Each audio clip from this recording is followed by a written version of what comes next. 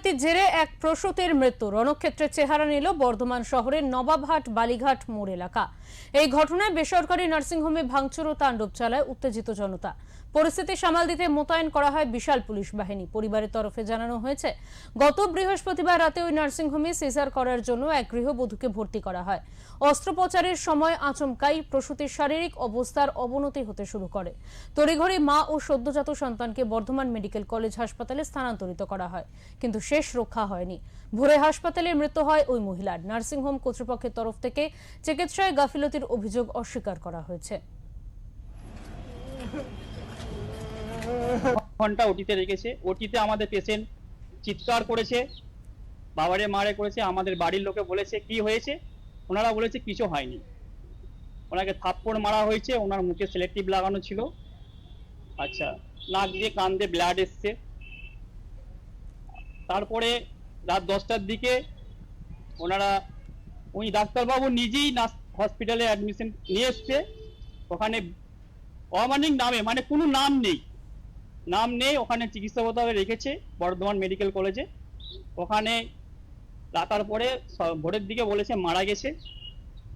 আচ্ছা, মারা যাওয়ার পরে উনি যখন আমাদেরকে সকালের দিকে পেশেন্টটাকে দিয়ে দিচ্ছি। একটা সিজারের পেশেন্ট যদি মারা যায়, কিভাবে সেই পেশেন্টটা হসপিটালে অ্যাডমিশন করা হলে কিভাবে সেই পেশেন্টটাকে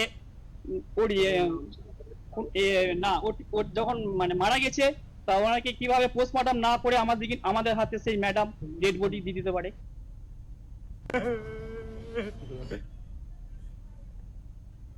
আমরা এই বিষয়ে কথা বলে নেব। আমাদের সঙ্গে রয়েছেন টেলিফোন লাইনে আমাদের প্রতিনিধি আমজাদ আলী শেখ।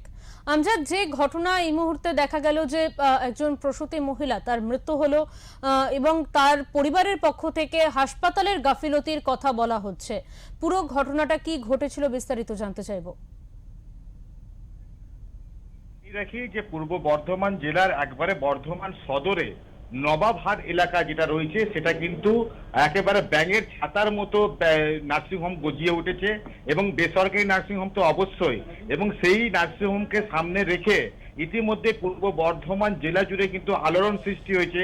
তার কারণ হচ্ছে এটাই, এখানে যে নবাবহাট এলাকায় যে নার্সিংহোমগুলো রয়েছে সেই নার্সিংহোমের মালিক বেশিরভাগই কিন্তু অ্যাম্বুলেন্স চালক, অর্থাৎ তারা লিজে নিয়ে এই নার্সিংহোম চালাচ্ছে। এবং এখানকার যে চিকিৎসকরা রয়েছে সেই চিকিৎসকরা কিভাবে যে চিকিৎসা করছে তা কিন্তু সেই পরিণাম কিন্তু বুঝতে পারছে সাধারণ মানুষ। সার্বিকভাবে বর্ধমান জেলা মধ্যস্থলে এই বর্ধমান জেলা, বর্ধমান শহর এবং আশেপাশে বাঁকুড়া, বীরভূম, মুর্শিদাবাদ, হুগলি, পুরুলিয়া, এখানকার যারা রুগী আত্মীয়রা রয়েছে তারা রুগী নিয়ে এখানে আসে বেশিরভাগই দেখাতে। তারপরে এখানে যদি পারাবাড়ি হয় তারপরে কলকাতা উদ্দেশ্য নিয়ে যায়। কিন্তু এই ঘটনাটা 4 দিন ধরে চলছে বর্ধমান শহরের বুকে, এবং এই ঘটনাকে ঘিরে কিন্তু রীতিমতো চাঞ্চল্য চলেছে।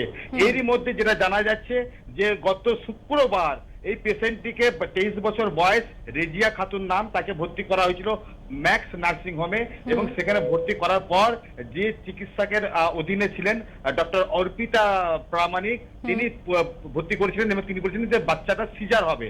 এবং সিজার করতে গিয়ে যখন তাকে অজ্ঞান করা হয় তখন ঠিক মতো অজ্ঞান হয় না, এবং সেই মতো তার খিঁচুনি শুরু হয়। এবং পেশেন্ট ভিতরে থাকা যে কর্তৃপক্ষরা ছিল আর কি নার্সিংহোমে, তারা নাকি মারধর করেছে, এমনটা কিন্তু অভিযোগ করছে পেশেন্ট পার্টি। সার্বিকভাবে সেই পেশেন্টটার অবনতি হলে সঙ্গে সঙ্গে বর্ধমান মেডিকেল কলেজে রেফার করা হয় এবং সেখানে তার মৃত্যু হয়।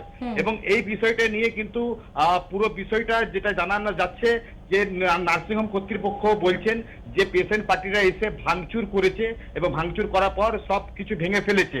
তবে পরিবারের পক্ষ থেকে বলা হচ্ছে যে কোনো রকম ভাবে তারা কিছু করেনি, নার্সিংহোম কর্তৃপক্ষ তারাই ভেঙেছে এবং তাদের উপর দোষ চাপানো হচ্ছে। এই ঘটনাটা কিন্তু পূর্ব বর্ধমানের শুক্রবারের ঘটনা, গতকাল পিএম হয়েছে। এবং যে পেশেন্ট পার্টি তারা কিন্তু কাটুয়া মহকুমার মঙ্গলকোটের বাসিন্দা, তারা কিন্তু অসহায়। তার অলরেডি এই 23 বছরে রেজিয়া খাতুনের একটি ছেলে রয়েছে এবং এই বাচ্চাটির অবস্থা খারাপ, তাকেও কিন্তু ভর্তি করা হয়েছে মেডিকেল কলেজ হাসপাতালে। এই মুহূর্তে বর্ধমান থানা পুলিশ তারা এসছে এবং পেশেন্ট পার্টি অলরেডি বর্ধমান থানায় যখন যায় তখন কোনো রকম ভাবে এফআইআর করা হয় না। তবে জানা গেছে আগামীকাল অর্থাৎ সোমবার তাদেরকে ডাকা হবে, তাদেরকে ডেকে হয়তো তাদের সঙ্গে একটা মীমাংসা হবে। তবে তার আগেই সংবাদ মাধ্যম বসে না থেকে এই খবরাখবর করতে বাধ্য হয়েছে। দেবাঞ্জলি, একদমই। অনেক ধন্যবাদ আমজাদ তোমাকে।